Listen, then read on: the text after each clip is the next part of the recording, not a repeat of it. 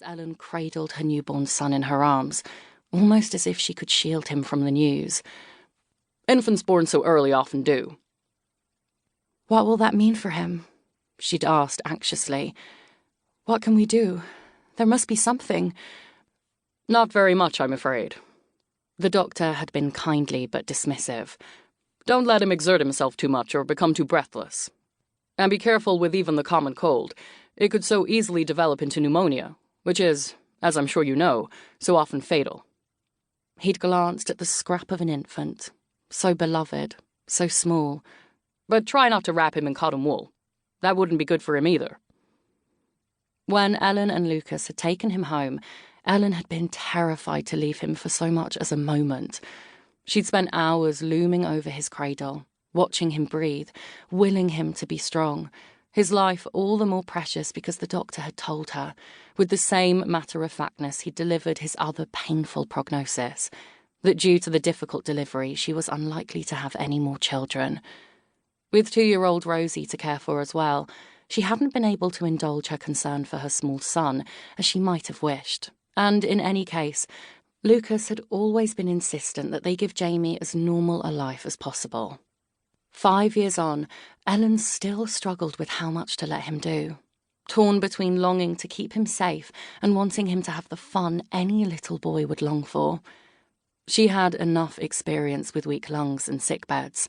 Her own mother had died from a similar condition, but she'd lived in the sooty rail yards of Springburn, back in Glasgow where Ellen had been born.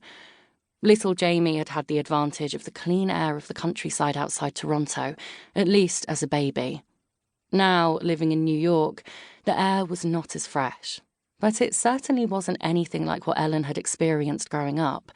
Clothes on the line coated with coal dust, the vegetables in the market stall covered with a layer of grime, every breath clogging in your lungs.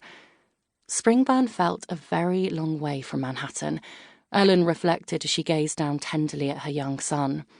As she smoothed his sweat-dampened hair from his brow, she recalled the journey that had taken her across the ocean so many years ago. When she'd been only 13, Ellen had emigrated to Seaton, Vermont, with her father Douglas. They'd sailed past the elegant, blank-eyed Lady of Liberty, and Ellen had only just dodged being sent back for looking scrawny, terrified she'd be separated from her father forever, a fear which didn't come true then, but soon after. They'd had plans to live with family in Vermont, but after just a few weeks, Ellen's father had grown restless with life in a small town, and he'd set out for the rail yards of New Mexico, leaving Ellen with an aunt and uncle she'd barely known. But then she'd spent a summer on Amherst Island in Lake Ontario with Douglas's warm-hearted sister Rose and her husband Dial and their noisy, lovable brood of 5 children, and she found a home at last. For several years, Ellen had travelled between her beloved island in Ontario and Vermont before starting nursing school in Kingston, a practical job for a girl who had spent her childhood tending her mam in a sick room. That brief period seemed a long time ago too.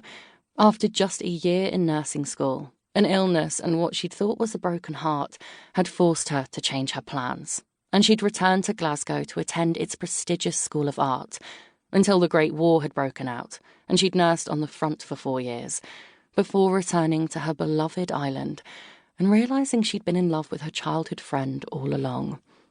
She and Lucas had been married now for over 8 happy years, and Ellen thanked God every day for the life she enjoyed, determined never to take its blessings for granted. Another cough shook Jamie's chest, and he glanced up at her with glazed eyes.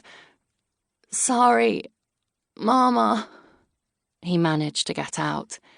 "You never need to be sorry, darling," Ellen returned, her tone both gentle and fierce as she touched his hot cheek. "Do you want to sleep in my dressing room again?" He nodded, looking even younger than his 5 years, and Ellen scooped up his slight frame as easily as she had when he'd been a baby. Within a few minutes, she had him settled on the cot in the dressing room, adjoining her and Lucas's bedroom.